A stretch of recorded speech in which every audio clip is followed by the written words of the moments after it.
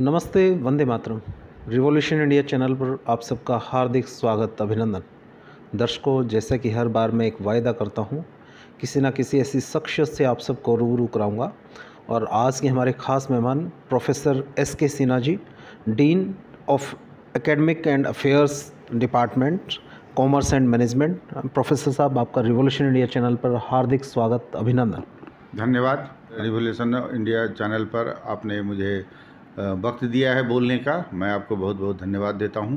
Doctor साहब, हम जानना चाहेंगे जिस प्रकार से न्यू एजुकेशन पॉलिसी उस पर पूरा भारतवर्ष के सभी विश्वविद्यालय कार्य कर रहे हैं, तो उस मौजूदा स्थिति में चौधरी रणवीर सिंह विश्वविद्यालय अपने आप को किस पायदान पर खड़ा देखता है और कब तक न्यू एजुकेशन पॉलिसी को विश्वविद्यालय में लागू कर पाएगा?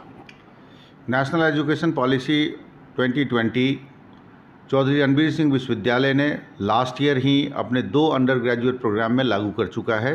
एक प्रोग्राम था BBA और दूसरा प्रोग्राम था BCom। इस साल 23-24 में हमने पूरे एफिलिएटेड कॉलेज में इसको लागू करेंगे। जो डायरेक्शन है हरियाणा सरकार का, जहां NEP कोऑर्डिनेटर का मीटिंग हुआ था, उन्होंने जो स्ट्रक्चर ड्राफ्ट किया है उसी स्ट्रक्चर पर हम पूरी सिलेबस डिज़ाइन करेंगे। आज हमने अपने एफिलिएटेड कॉलेज के सारे प्रिंसिपल और कॉलेज के NEP कोऑर्डिनेटर को बुलाया था। उनके समक्ष हमने अपनी प्रस्ताव रखा और उन सब लोगों ने उसको हार्दिक अभिनंदन किया और एक्सेप्ट किया कि हम सब आपके साथ हैं, हम उसको लागू करेंगे। और इसमें कोई पेचीदगी नहीं है, कॉम्बिनेशन बनाना है मेजर माइनर का। कुछ नॉमिनक्लेचर सजेस्ट किया गया है मल्टी डिसिप्लिनरी प्रोग्राम के लिए और सिंगल मेजर पेपर के लिए, तो उसके अकॉर्डिंगली हम तैयार करेंगे। और हम कोशिश नहीं है, हमने DGHE को भी इन्फॉर्म कर दिया है कि इसी साल हम अपने एफिलिएटेड कॉलेज में भी लागू करेंगे। और इस तरह से हरियाणा में हम दूसरे विश्वविद्यालय हैं जो कि हम फुल फ्लेजर NEP लागू कर रहे हैं। जी डॉक्टर साहब, इस न्यू एजुकेशन पॉलिसी जो पॉलिसी आप लागू कर रहे हैं, छात्रों को किस प्रकार से फ़ायदा मिलने वाला है? उनको किस प्रकार की इसमें सुविधा मिल पाएगी न्यू एजुकेशन पॉलिसी के तहत? नेशनल एजुकेशन पॉलिसी का जो एक ब्यूटी है वो ये है कि बच्चे जब एडमिशन लेंगे 12th के बाद, तो वो 1 साल, 2 साल, 3 साल, 4 साल 4 ईयर प्रोग्राम है। बच्चे उसमें एग्ज़िट और एंट्री का सुविधा दिया हुआ है कि जैसे कोई बच्चा एडमिशन लेता है और 1 साल के बाद अपनी जो क्रेडिट है, जितना क्रेडिट स्कोर करना है उतना करने के बाद वो पढ़ाई ड्रॉप करता है किसी कारणवश से, तो उसको BA सर्टिफिकेट का डिग्री मिल जाएगा।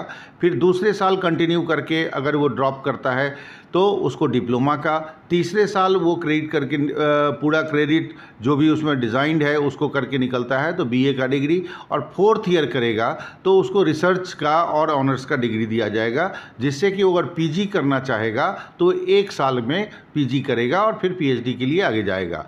दूसरी बात ये है कि इसमें कई तरह की चीज़ें हैं, जैसे एम्प्लॉयबिलिटी बेस्ड है, स्किल बेस्ड है और वैल्यू बेस्ड है पेपर, और माइनर में हमने वोकेशनल भी इसमें रखा हुआ है। तो ये सब कहीं ना कहीं बच्चों के एम्प्लॉयबिलिटी को डेवलप करेगा। कहीं ना कहीं वैल्यू एजुकेशन पर जोर किया गया है कि जो समाज में कुरीतियाँ फैली हुई हैं, हम अपने संस्कृति से रूबरू नहीं हैं, उन सबको हम अपने बच्चों को बताएं, जिससे कि वो हमारे भारत की सभ्यता और संस्कृति के बारे में जान पाए। और एम्प्लॉयबिलिटी है, अगर बच्चा चाहे तो फर्स्ट ईयर करने के बाद, सर्टिफिकेट कोर्स करने के बाद उसको इस तरह का स्किल डेवलप करा दिया जाएगा जिससे उसको रोज़गार मिल सकता है।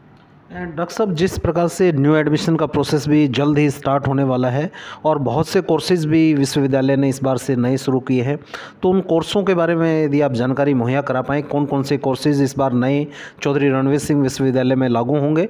और इसमें एक नई चीज़ जो इस बार से आप लागू कर रहे हैं कि जो एडमिशन प्रोसेस होगा वो एंट्रेंस बेस पर होगा, तो उसमें जो बच्चे जो एंट्रेंस देना चाहेंगे उनका सिलेबस क्या होगा, किस प्रकार से वो तैयारी करें कि एंट्रेंस करके चौधरी रणवीर सिंह विश्वविद्यालय में अपनी शिक्षा ग्रहण कर पाएँ? जी डॉक्टर साहब, हमारे पास जितने भी PG प्रोग्राम हैं, सारे PG प्रोग्राम में एंट्रेंस टेस्ट दिया हुआ है।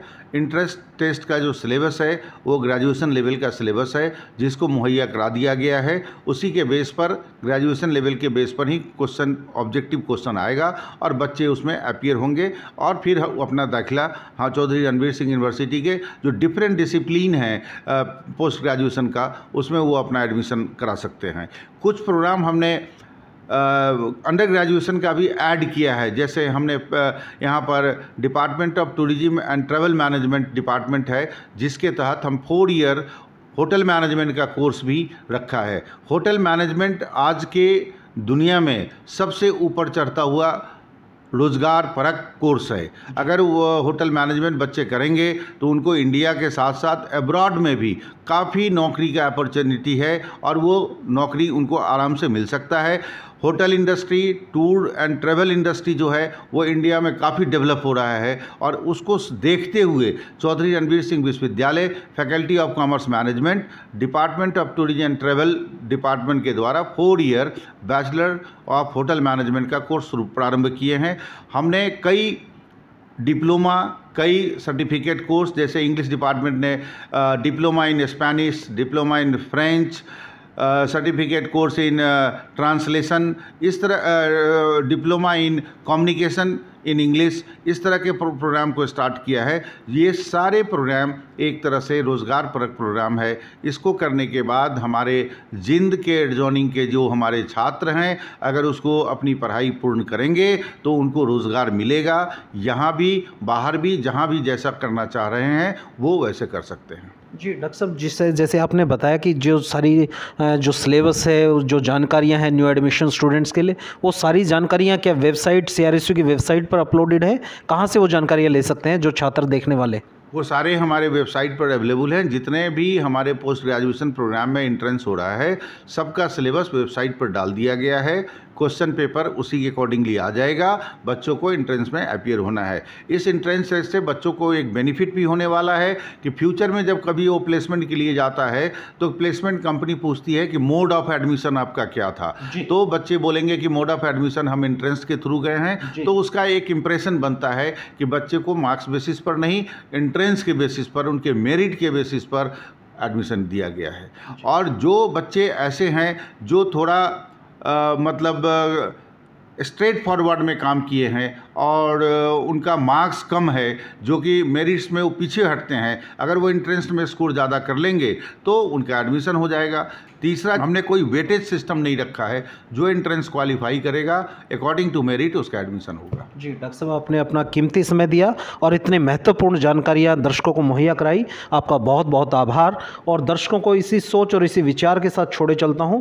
वास्तव में जिस प्रकार से चौधरी रणवीर सिंह विश्वविद्यालय नित्य नए नए आयाम स्थापित कर रहा है, नित्य नई नई उपलब्धियां अपने खाते में दर्ज करा रहा है और एक नया मुकाम हासिल, जिस प्रकार से न्यू एजुकेशन पॉलिसी लागू करने का इनिशिएटिव लिया और पूरे हरियाणा की दूसरा विश्वविद्यालय बनने के कगार पर है जो इसको पूर्णतः लागू करने जा रहा है। इसके अलावा जिस प्रकार से प्रोफेसर SK सिन्हा जी ने बताया कि इस बार जो एडमिशन होंगे वो इंटरेस्ट बेस पर होंगे, इसका सीधा सीधा फ़ायदा उन बच्चों को मिलने वाला है जो बच्चे किसी कारणवश जब एग्ज़ाम होते हैं उसमें अच्छा नहीं कर पाए, लेकिन अगर वो चाहते हैं विश्वविद्यालय से जुड़ना, विश्वविद्यालय में अपना करियर बनाना, तो एंट्रेंस बेस पर दोबारा से उठ खड़े हुए तैयारी कीजिए और एंट्रेंस में अच्छे नंबर लीजिए और विश्वविद्यालय में दाखिला हासिल कीजिए। इसी सोच और इसी विचार के साथ आप देखते रहे रिवॉल्यूशन इंडिया। फिर किसी अन्य दिन किसी अन्य शख्स से मुलाकात कराएंगे। जय हिंद, जय भारत, वंदे मातरम।